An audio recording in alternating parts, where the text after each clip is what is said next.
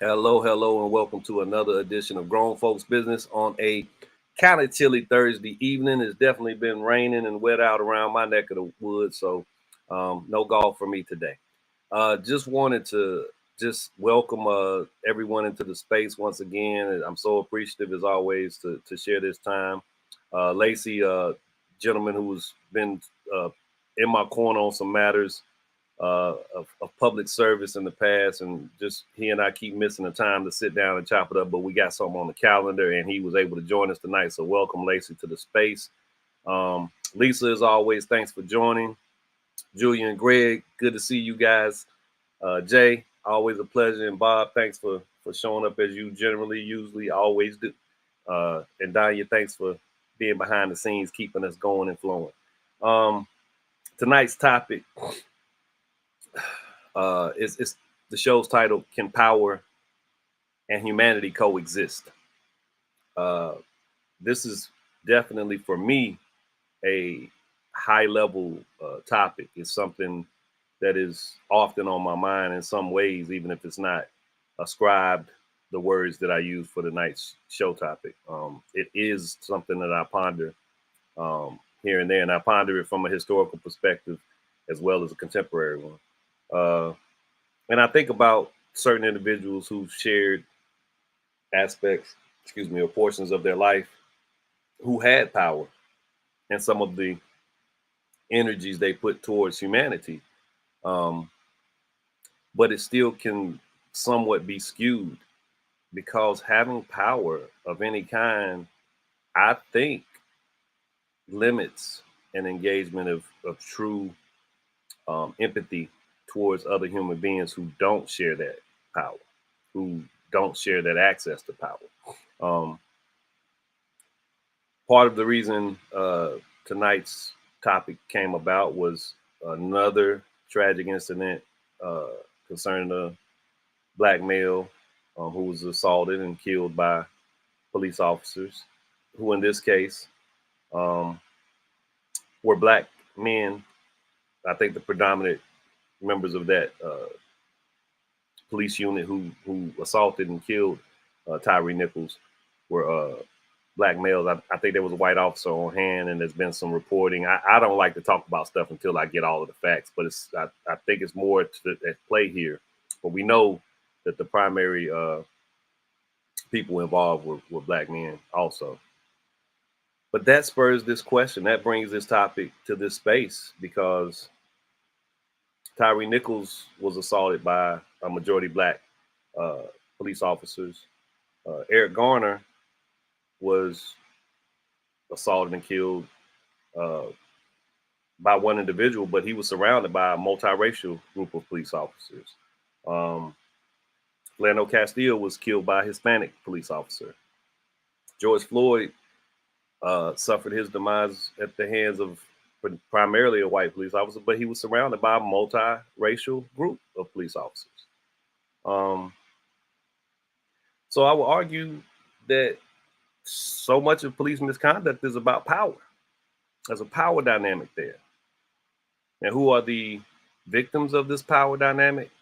That's one of the questions that I'm jumping ahead to, but it seems to be black men, uh, primarily black American men, are the victims of this power dynamic.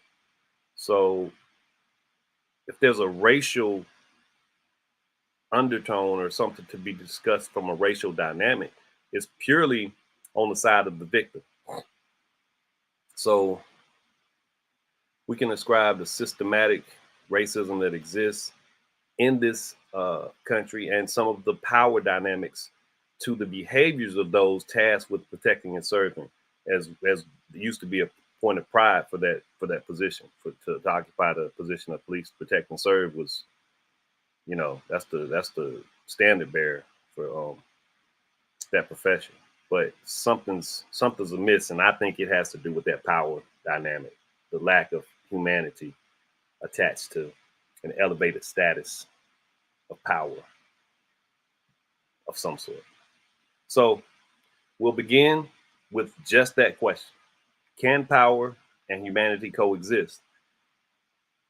Speak from it from as high level as you like.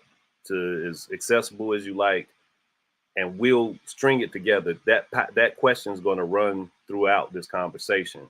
But just to start off with, can power and humanity coexist? That was the prompt. It was already in front of you. I hope you were thinking on it. I think you were. So just to start with that being the primary question that we'll probably come back to inside of other questions. Can power and humanity coexist? Hey, Mary Carmen, glad you could join us. So I'll start with you tonight, Bob. Can power and humanity coexist? I think the right answer to that question is yes. I think that what our culture tends to do is encourage the skewing of various things into avenues of abuse. And I think when it comes to something like power, we need to look at, why is that the case? The same with money, the same with status, the same with we tend to elevate certain capacities and create a drive to maximize or to capture or to what's the right word? Those capacities. And that doesn't mean that those capacities will be used in any kind of positive way. And I think that, power, if used, if a person is a steward of power, as opposed to an abuser of power, I think power is beneficial to humanity. If you look at power from a servant leadership perspective, I think that it can be a real asset because it can help guard against negative things that would intrude, were it not because more of a protective power, more of a social benefit power, a social good, a public good power, as opposed to an abusive power. And I do agree with your fundamental perspective around policing, for example. I think that there is a culture in our policing systems that is around power, a value of power, and an abuse of power. But I don't think that makes power itself the problem relative to humanity. I think it's how that is accumulated and then how it is used and that sort of thing. Yeah. So, I wax philosophical on matters. One of my favorite historical figures in the realm of philosophy is Marcus Aurelius. And I often bring him up because he was a living God at that point in time that he was ruling Rome. Yet he wrote down his thoughts and his wrestlings with what it was to be a human being. And they make it to us over the many millennia that have passed.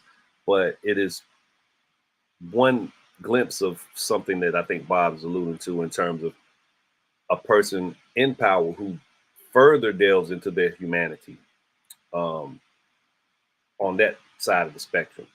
I think about someone like Martin Luther King, who arises in some way, shape, or form of power with his humanity intact. It's all based on his love of humanity.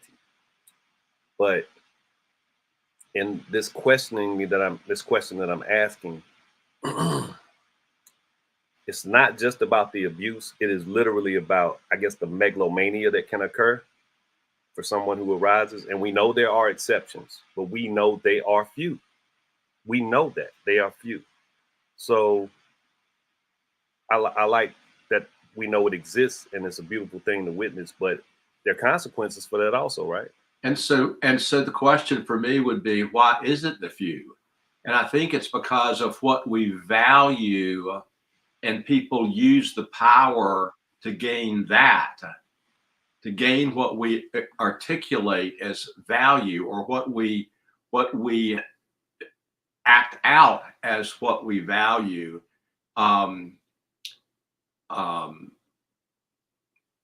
People do what they're measured on. So if the measurement is something that power in a negative way helps accomplish, then that's what's going to be done with it, I think. And I think that that's our social challenge.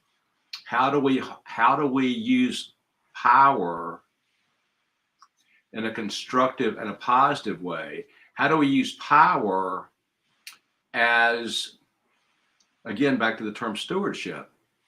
The responsibility of a steward, first and foremost, is to protect the values of that over which he's the steward of.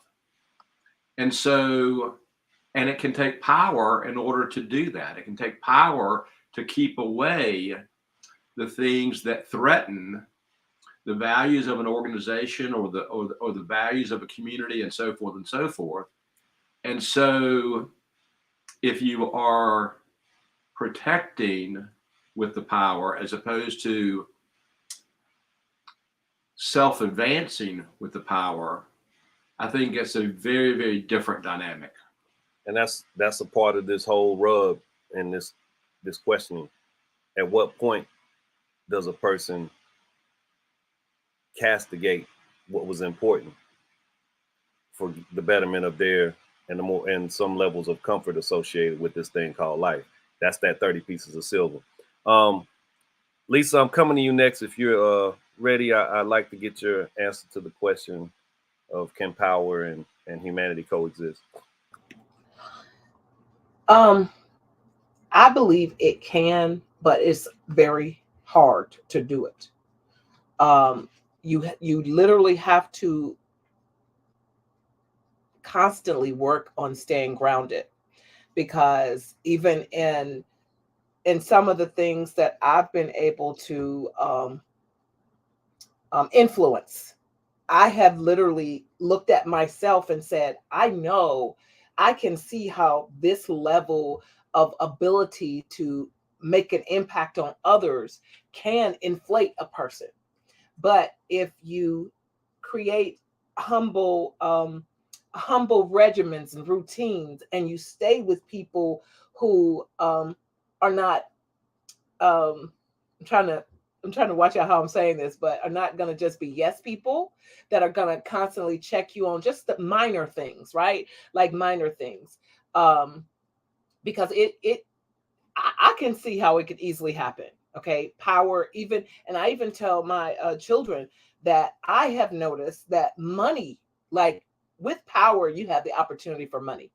But I see power as so much more of a determinant of you going left more quickly, because of what, if you feed into your that power, that inherent power, if you feed into it and you have a bunch of other people around you that keep on cheering you on and feeding into that. So you do have to be intentional about staying humble and staying focused on what is my purpose.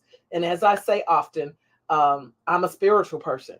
And if I subscribe to being a person of faith, then I know, and I have to make sure that I'm constantly yielding to my higher power, my authority over me. So I can't get but so big if I am constantly in that realm of submitting to my higher power.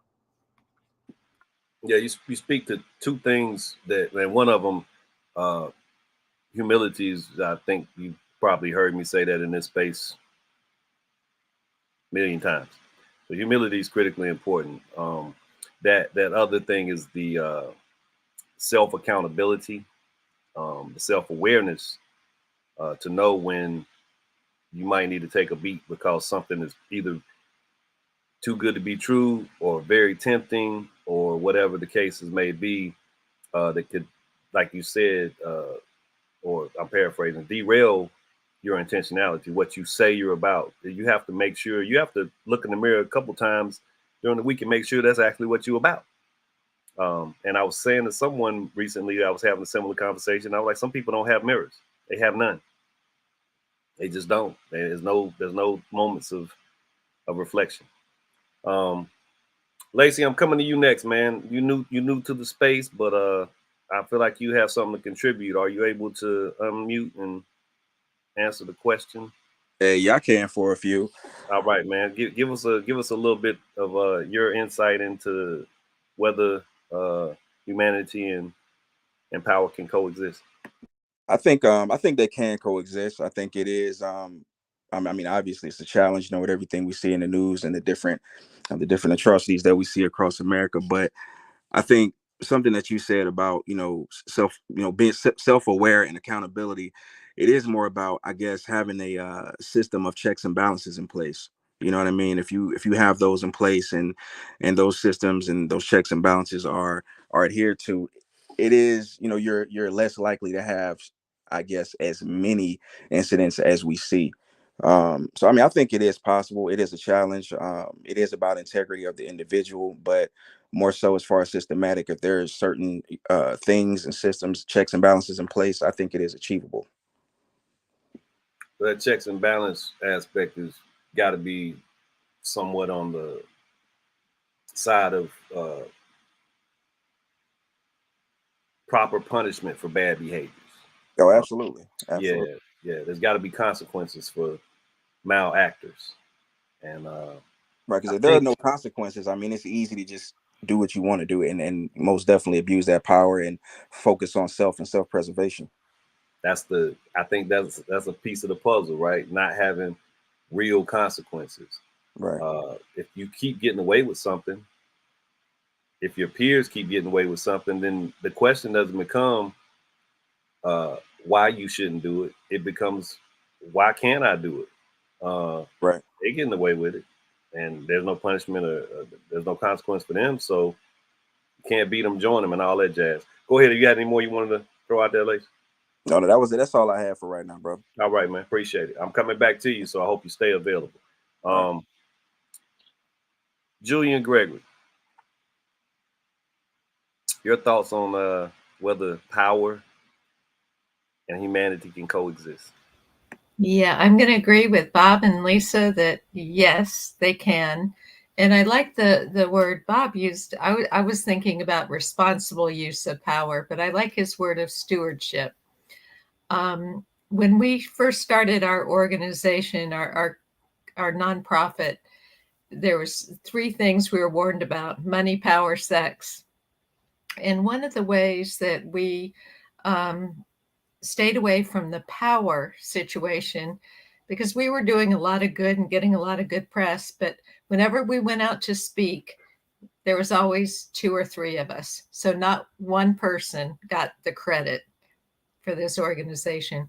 So it's like Lacey and Lisa have said, the checks and balances, the holding ourselves accountable, and also staying true to the purpose. If you use power for the good, it has power. It can move mountains, but it has to be not for our personal selves. It has to be for the effort, or for the group, or for the cause. I think that's really, it seems like with power, the ego gets in the way. And also, just to speak to the police situation in Memphis, that's a whole culture that goes beyond the police. It's the mayor, it's the city, there's so much. It's not just the policemen. There's deep rooted challenges. Okay, passing it on. I think I'd like to just go on a little bit, if it's okay, Felton, before making any comments. Yes, take it all in if you need to, Greg. I know how you function to a degree in the space, so you're welcome to do that if you like. Okay, thank you. Okay. Yeah, I'll just say to Julia's point, I think it's fascinating how easily detached we become from our shared humanity at the opportunity to accelerate one positionality or to experience some temporary wealth, because nothing lasts forever. And what is it? What's the saying? To what good does it do for a man to inherit the whole world, and you don't have nobody in it, or whatever the case. However that saying goes, and man can't live on bread alone. I'm not getting on the preacher, but it's just there's things that are required to be shared. Chiefly our humanity, our appreciation for each other's lives, and it's fascinating to see how imbalanced that is, which we're going to get to. But Jay Dwayne, your response: Can humanity and what was the other word? Lost my train of thought. Can I thought humanity Mr. Gregory was about to say something. and power coexist? Okay, Gregory, you had wanted to add something before I move? Jay Dwayne, thank you for your respect. No, I was just leaning forward. No, Oh. not this time. Thank you, sir. I thought you said he was got to do something before you say it, like he was going to get off topic before you answered. My bad. I misunderstood. For me, the love of power and the disregard for humanity can't coexist. Power and humanity, of course, if you have power and you have respect for humanity, of course they can coexist. But those who have that love for power, they disregard humanity, and that can't coexist. As it relates to the police thing, because you know my phone blew up as soon as they started talking about it. And for me, it's just an opportunity that people really don't understand what DEI really is about, nor do they understand what systemic racism is and how racism itself is rooted in power, the desire to have power, the love for power. And so it did create a whole culture where people want to be adjacent to that power, whatever it may look like. So yes, systemic racism can look like intra racial dynamics that a lot of people don't understand. Like, how did it get here? That is a product of racism. It did exactly what it was supposed to do.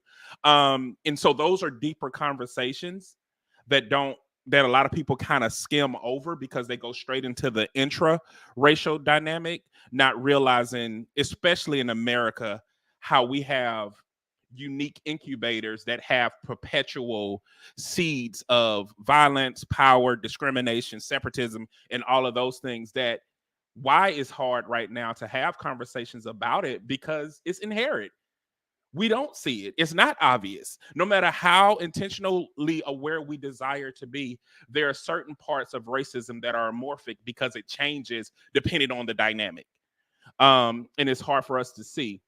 But back to what you were saying, is if a person has a love for power, it's going to always lead down to destruction. Now, if power is just granted to you because of your influence, because of the work that you have been doing, usually that person has a desire to manage it well, leaning like on what Bob was saying, to be a steward of it.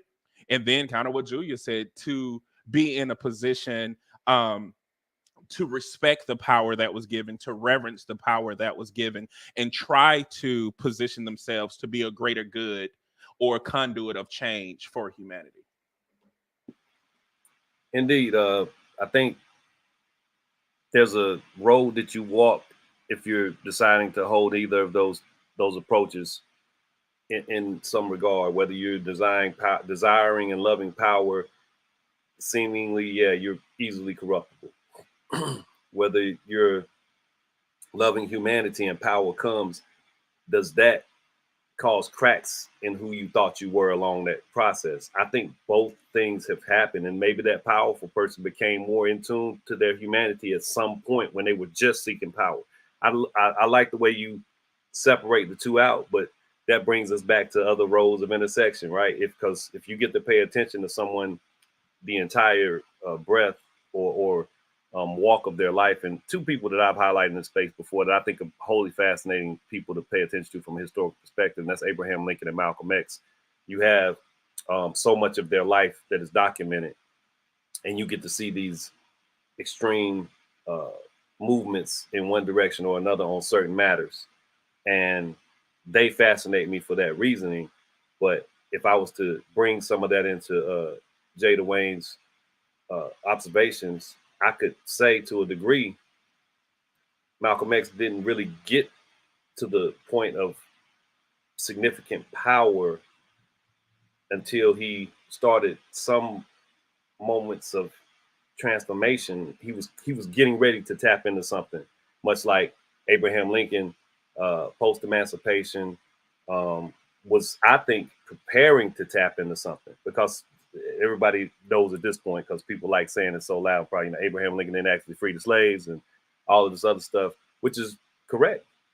But he showed so much progress on certain matters that we just don't get to see the finished work, just like Malcolm X. So yeah, I think that's a wonderful way, because along that road, somewhere they experienced power and humanity, or they got to close enough to that crossroads that it's almost observable to us.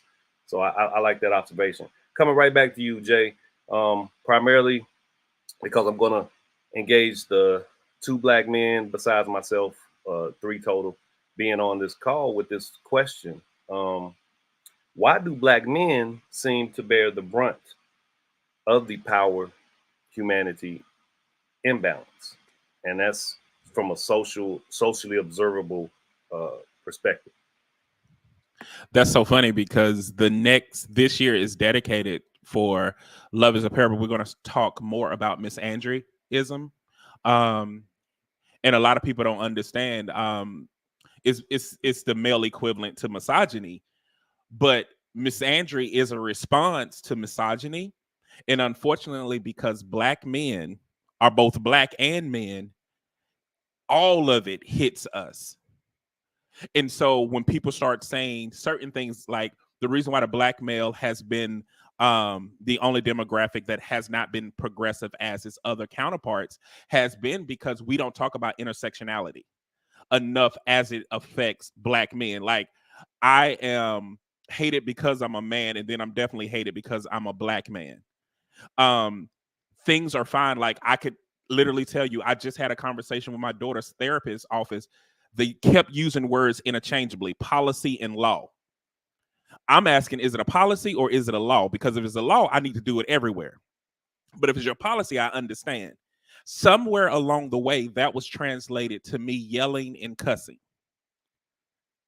And I had a client in front of me showing the client how I navigate through conflict.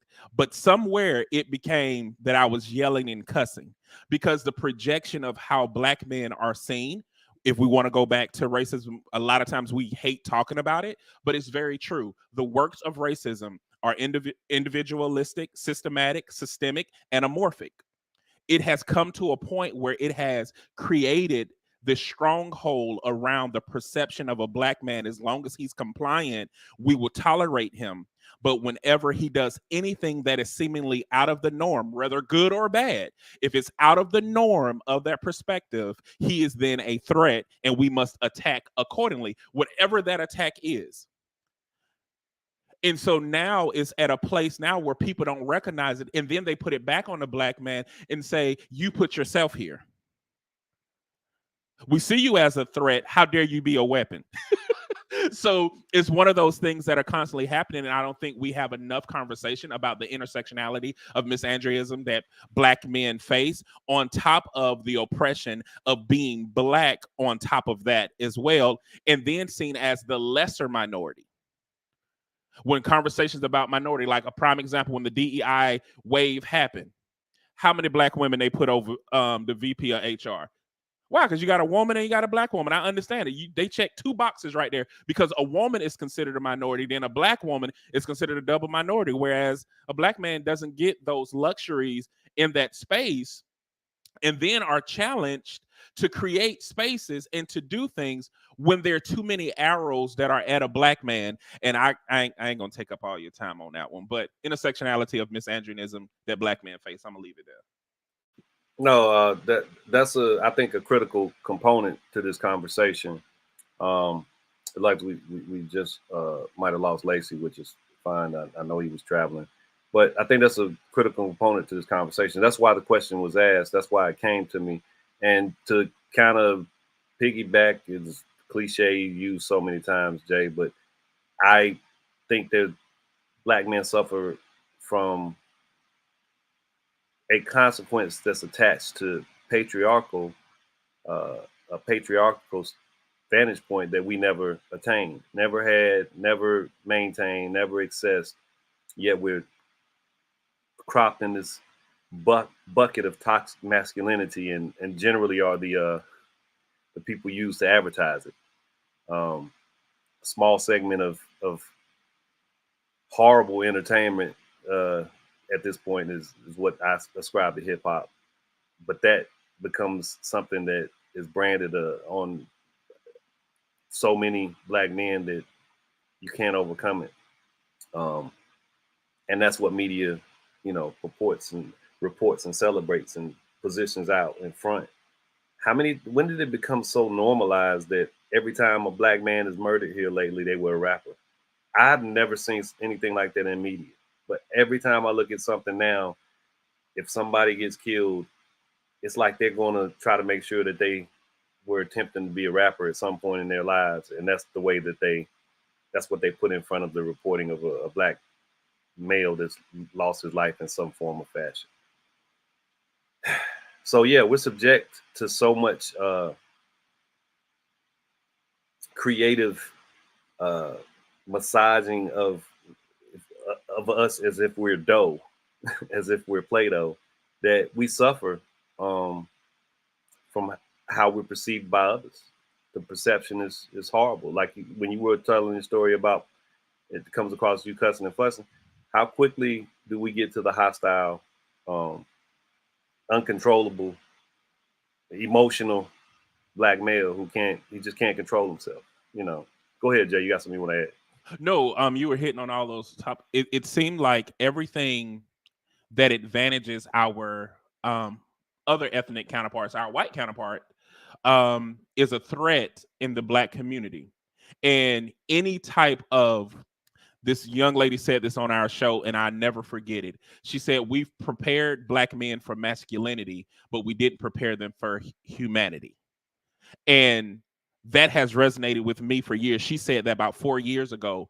And it's so true, because anytime a Black man does anything that is remotely human, it is perceived as a threat. How dare I take care of my kids? How dare I know how to do their hair? How dare I take care of home? How dare I know what's going on in their lives? How dare I show up at school? All of these things are perceived as a threat. And the more that they tell you to try to achieve this societal hierarchy, if you will, for a Black man, it is perceived as a threat, or he's trying to be somebody else, or he's being whiny, or he's being confrontational, when he's just saying, listen, I just want to say I got feelings that hurt my feelings. I have integrity. I do want to do my job and do it well, but it's all perceived as a threat. And I'm treated as an aggressor in so many spaces until they find out what I'm doing, or until a white person comes along and say, oh, hey, Jay Dwayne. All of a sudden that validates me in all the work that I do. So yeah, that's all. Yeah, the amount of energy that has to be given to get to know you before they give breath to the potential of you being a decent person. I'll just share this really quickly. This is from the historical aspect of dynamic. My focus is depictions of Black Americans in media. I'll probably skew, as I did in my thesis, towards Black men. Also, I wrote a paper a couple years ago, and it was concerning the dynamic of it was centered around Black men during the early part of the 20th century being susceptible to lynchings and accusations that could lead to race riots or just racial events, racially tinged events that would turn into massacres. I was researching, and I found this old book that was at the University of North Carolina, UNC. It had been published by UNC Press or whatever that entity was in like the 1920s or something. And I'm going through this book, and I find a passage where they had interviewed a white lady who lived in the Chapel Hill area somewhere, Orange County somewhere. And she was telling the story of how her mother basically groomed her to be extremely fearful of Black men. Get home don't stay out too late, because you got to watch out for the uncontrollably sexually urged towards white women, black men. That conditioning finds us. And it was also communicated via film and news reportings and literature. And I think all of those energies have done a complete disservice to how black men are received in society by each other. I mean, totally across the board, across race and what have you. But I just wanted to get that communicated, because that set a precedent, and it wasn't in the 1900s. It was actually in the 1600s, 1700s, 1800s. There's a lot of energies that's placed on putting a subhuman narrative on a group of people, and we're seeing some of the consequences of that right now. Lisa, I'm coming to you next. You have some black sons, and one of them texted me today, and I got to get together with him at some point soon. But yeah, so you have some attachment to this idea. Why do black men seem to bear the brunt of the power and humanity imbalance? Say that last part again. Why do black men seem to bear the brunt of the power humanity imbalance, the imbalance of power and humanity? And I guess because the question is so interesting that I don't fully, I was following what Jay Dwayne was saying and his passion around how black men are assessed when they're doing normal things. But as I was listening, I was sitting here feeling like I was shrinking, because I was like, man, as a black woman, I'm feeling real minimized right now. And you mentioned that you just recently heard from one of my sons. Was it Jeffrey or Jared? Jeffrey. Okay. So what's interesting is that Jeffrey and I had a discussion last week where he said that black men have suffered the most, like through the crack epidemic and things like that. I honestly don't know what's a right answer with that, because we got pretty passionate about, wow. And your question is more with black men. But as I see it, and what I was telling my son is that if a black man is suffering, whether directly or indirectly, then a black family is suffering. If a black man is suffering, then a black woman is suffering. And I feel lost. And this is a conversation I had with my 31-year-old son, because he was like, no. Black women are this, and they're doing this, and they're doing that. That doesn't mean we may be doing things out of necessity, but it doesn't mean that it feels right, because we're having, as a black woman, I don't know what it's like to be a black man. But what I said to my black son is that as his mother and as a lover of black men, I've oftentimes had compassion for black men walking out the door and having to deal with being a human and being perceived in another way. But even in this sphere, and with my son last week, I felt like as a black woman who has had to keep standing, that I felt obsolete, like left out of the picture. So I don't subscribe to black men feeling something more or black men experiencing something more, because that means that I'll have to separate myself. And since I've had 3 husbands, this won't really identify anyone.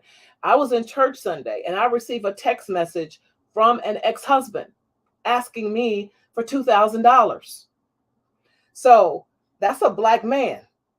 I am a disabled black woman that is raising a child that I have 24 hours a day, 7 days a week. So for your question, it just hits me different. And I have a different perspective because I often feel left out, although I'm constantly walking in a compassionate vein as a woman and as a mother of 3 black sons, 3 black grandsons now, and a lover of black men. So I love you. And I am constantly in prayer and thoughts as to what you have to do. But I don't like the more and greater in respect to what Black men have to deal with. Unfortunately, that's not what we were discussing. And I feel like there's a point at which I've had this conversation on this show before to a degree, and it may have been absent you, Lisa, but I've had so many discussions concerning how I could note historically if I wanted to be comparative. But I think pain and misery, or the feeling of being not included, is kind of subjective. But if you tear down everything to its bare core in terms of Black American community and as a whole, not separated out, and other groups as a whole, not separated out. What I've come to find, and it's kind of unfortunate, and we're gonna have to revisit this, Lisa, because this is worthy of time. We're not gonna be able to reach points of connectivity or understanding of our silos otherwise. But something that I notice in these type of conversations, especially when I'm trying to impart some energies towards better understanding the plight of Black men in this country, there's seemingly this programming and conditioning, especially from Black women, to feel that there's something that's infringing upon anything that they've experienced as a group when at this point, when you separate out. I don't think that's ever the case in how I try to communicate it, but I can tell you that a high percentage of the race massacres that took place in this country are attached to some accusation of a Black man being accused of raping or infringing upon a white woman. I can tell you that for the most part, 90% of the lynchings that occurred were Black men during the earlier days. I can tell you that I'm not saying these things to compare the plight of Black men and Black women. It's all the same. It's in the same bucket to me. But when we have a conversation that centers on Black men, I believe that some of the conditioning of our country, and it probably got put on 10 in the late 60s and early 70s feminist movement, said we gonna be critical of men, period. But again, these Black men who have never had the access to patriarchy that existed for so many white men, they're gonna catch the brunt of it. That's a part of the argument that I will stand on, but it's not to be detached from Black women. It's for us to be better understanding and better understood amongst ourselves. That's the best I can say it. And I know there's more to this topic, but I look forward to it. I wish I was there with you and your son that night. Would have loved it. I wish I was there too. Exactly. You're muted, Lisa. We don't know what you're saying. saying. What you say? Are you saying something, Lisa? Go ahead. We can't hear you. You muted. You muted. Go ahead. Oh, sorry. No, you don't, because it ended with prayer. I promise you, the blood of Jesus. Well, I still wanted to be there. Yeah, me too, man. We got some. We're gonna have some more conversation on the topic, but it's a show that I did a while ago that I like to find, and if I can find it, I'll send it to you, Lisa. But it actually was a lady who communicated the plight of Black men and that lack of patriarchal access. I'll find that one and send it to you because it was very well communicated. Julia and Greg, and I'm sorry for babbling and rattling, but you can respond to this question if you so choose.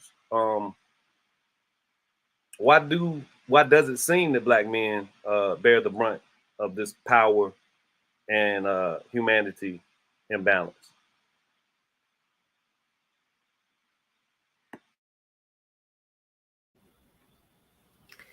Yeah, I think we're best just listening. I think that it's because, back to the power, I think Black men are more threatening to a lot of white people than Black women. And so therefore they're catching the brunt. The people in power want to protect what they have.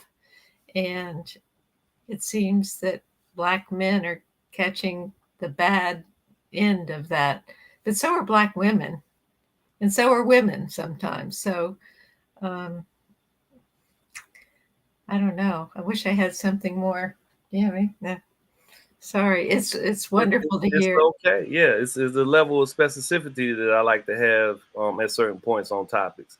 But And one thing again, I do want to say is I love to see Jay Dwayne doing his daughter's hair. That is the most touching thing I've ever seen. And it's beautiful. It's just beautiful. So thank you. And Lisa, your sons could not have a better mama. So hats off to you. so I'll say in this bubble discussion that we're having, because we can do this here and it's a safe space to have this type of conversation. Yes, but Julia, when we start to talk specifically about Black men, that's what I usually hear. It's another whataboutism that occurs. It's, well, Black women too, and then women, and it. But I want us at some point, and this is for the general society, to truly focus on the plight of Black men, because I don't see any other grouping of people experiencing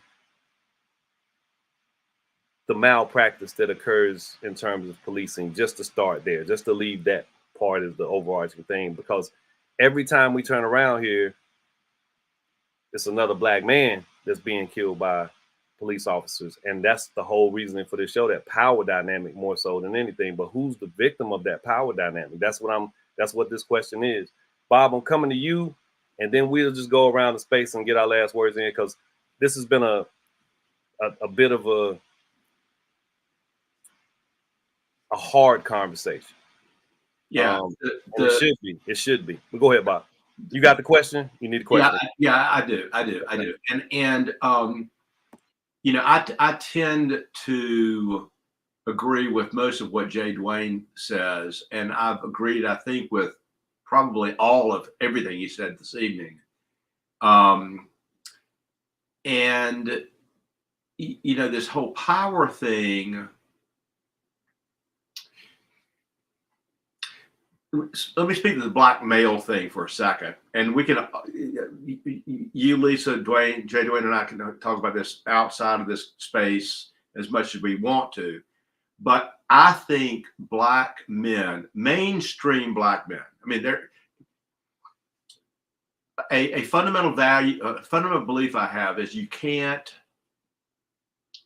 The exceptions don't make the rules. There are exceptions to what I'm getting ready to say, but as a practical matter, mainstream Black men, I think, are the most damned if you do, damned if you don't population in the planet. And I think there are a lot of reasons for that. But I think that they are damned if they do, damned if they don't, more often than any other population on the planet.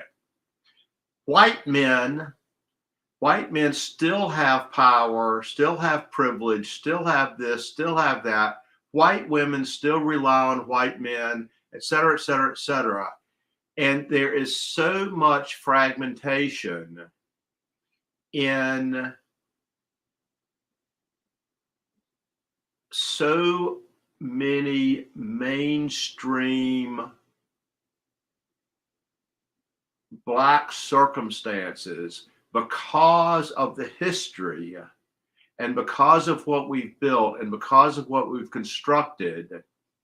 Black men don't have that legacy power that white men have to bring to the equation.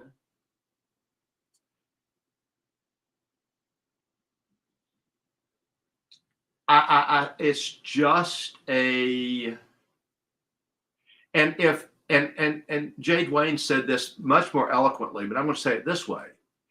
if lynching black men, beating up black men, killing black men is popular and elevates you in your culture, are black perpetrators of that activity going to be excluded from that dynamic?